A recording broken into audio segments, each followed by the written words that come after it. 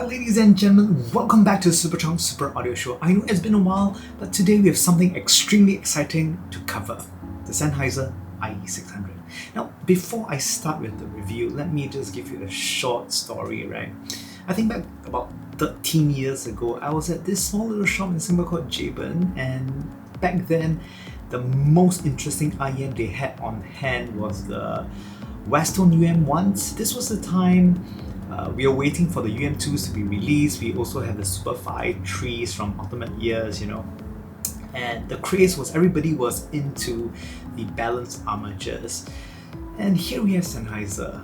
Back then they were releasing their very originally named series called the IE6, IE7 and IE8, right? The IE series, which stands for in-ear. As it was really original. What were they thinking? Since balanced armatures or multi-BAs were the name of the game. Have they lost their mind? I don't think so. Senheisser has always been really good at doing a single dynamic driver, and it has been proven today that it was really successful with the IE80 and even the new IE lineup, the IE600, IE300 and IE900. So the DDs that they produced even back then was very full and cohesive. Back then I remember very vividly that the IE8 was very, very full sounding, cohesive. That was very different from the Westones, from the Ultimate Years, where they don't sound as full and cohesive. There is this lusciousness, there is this smoothness and cohesiveness in terms of sounds with these Senheisser earphones.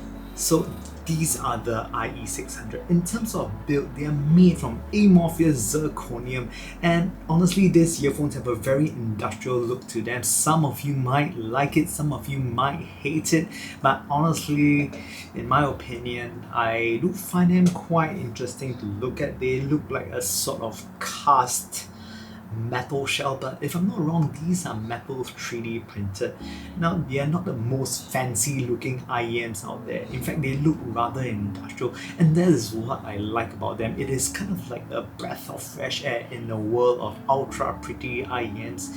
These are the ones that just don't give two shits about it, and it says over here, it's all about sound. Now, the IE600 comes with a MMCX termination.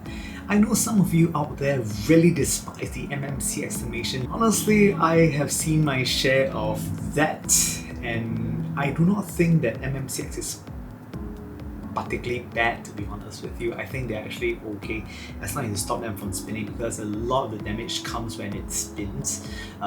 If you're saying 2-pin is superior, 2-pin has its own set of problems as well. They become loose after some time, but it is what it is. Anyways, for the IE600, there are two cables provided with these earphones actually.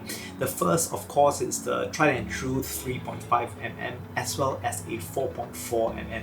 But here on this review, I only have the 3.5mm as the loaner unit only included this. I'm not sure where the 4.4 cable went, but I don't think it should affect the review too much anyways. In terms of fit, I can safely tell you that the IE600 will not give you herpes if you put it in your ear.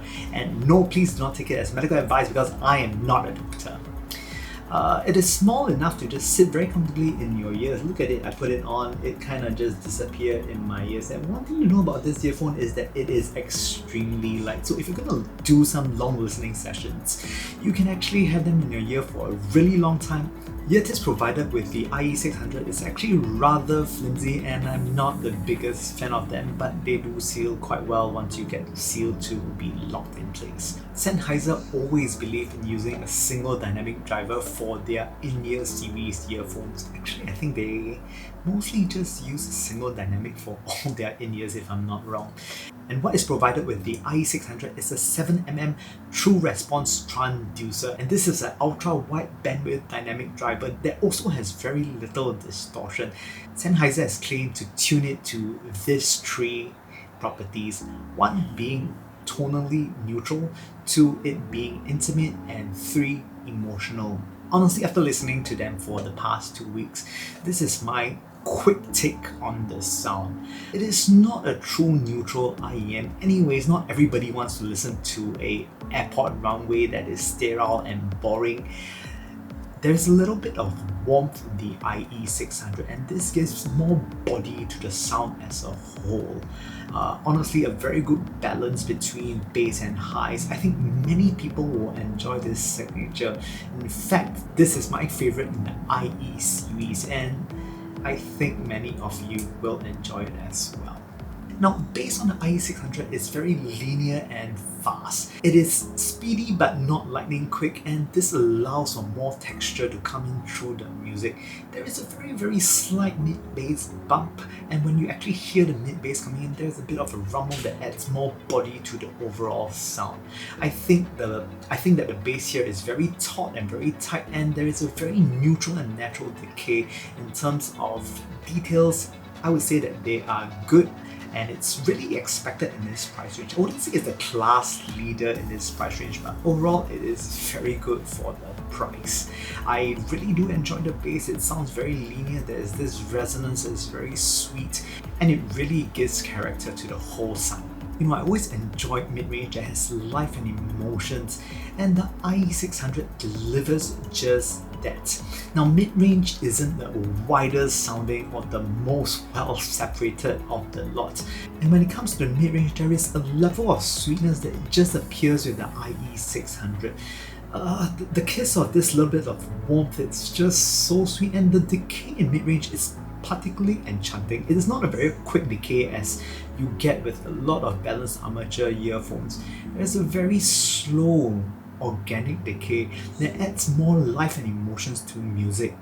Mid-range separation is actually okay. I will not claim that they are class leading or extremely good. It is good, mind you. It is not a blurry mess, but it is not lightning quick and lightning fast.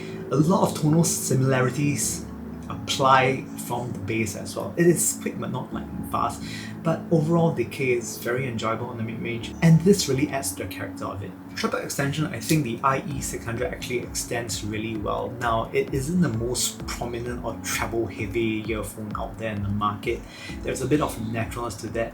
Your crashes and cymbals sound crisp, tight, fast. Here's the best part of it. It never overstays its welcome, because you know, sometimes when you get too much cymbals and the decay is a bit too long and shimmery, it gets a bit tiring. This is not it. This is 100% chlamydia free, okay? I do not particularly think that the IE600 is extremely airy. They are airy, but it's not to the extreme degree.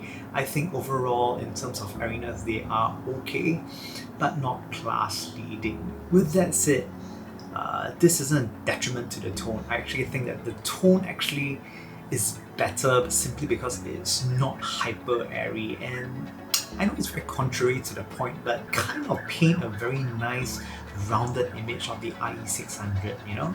Moving on to soundstage, width and height, honestly it's very average. It's not class leading, as I said previously. I think width, it's quite comparable to what you would expect in this price range, but it is not the best. I actually think that the Unique Melody Mesh 2 is slightly wider and taller. I also think that the Ford Audio 5x5 is also wider and taller than the IE600. In terms of that, I think that they are on point with the rest of the competition in the price. It's really deep sounding. You get a lot of layers in the music, and you can actually separate them very well, albeit not the best, but it is there, so there is a bit of a 3D-ness when it comes to sound. And finally, in conclusion, honestly, I really enjoyed my time with the IE600. Now, please do not get me wrong, I did mention that the IE600s are not the most detailed, or have the best soundstage, but you know, sometimes it's not about that. There is a magic to the tonality of the IE600. There is this magic when it comes to the vocals. Vocals are extremely sweet and organic, and I really enjoyed it. I can't really say why, but there's a warmth and the emotions just flow with the IE600. To be honest with you, I actually like the IE600 the best from the lot from Senheisser. It is a very well accomplished earphone, and it's actually very complete sounding.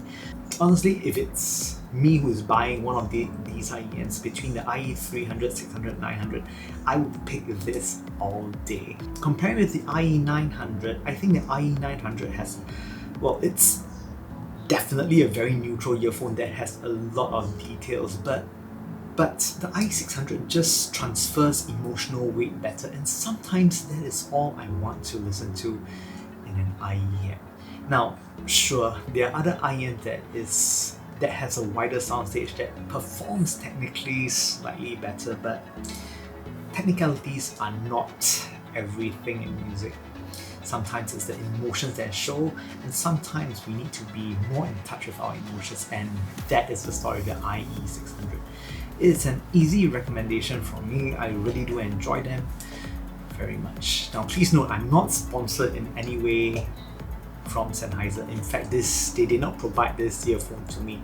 I borrowed it from a very good friend. And with that said, thank you guys for watching the Supercharged Super Audio Show. I hope you enjoyed today's review on the Senheisser IE600, and hopefully I can do a few more in the very near future. Hope to see you guys soon. And if you like this video, please kindly press the like and subscribe button right down below. And if you hate it, please press the dislike button twice. Yeah. And if you press the like button, my mom told me I could get a McDonald's apple pie this week and maybe fatten myself up. And with that said, thank you guys for watching the Supercharged Super Audio Show. I hope to see you guys soon.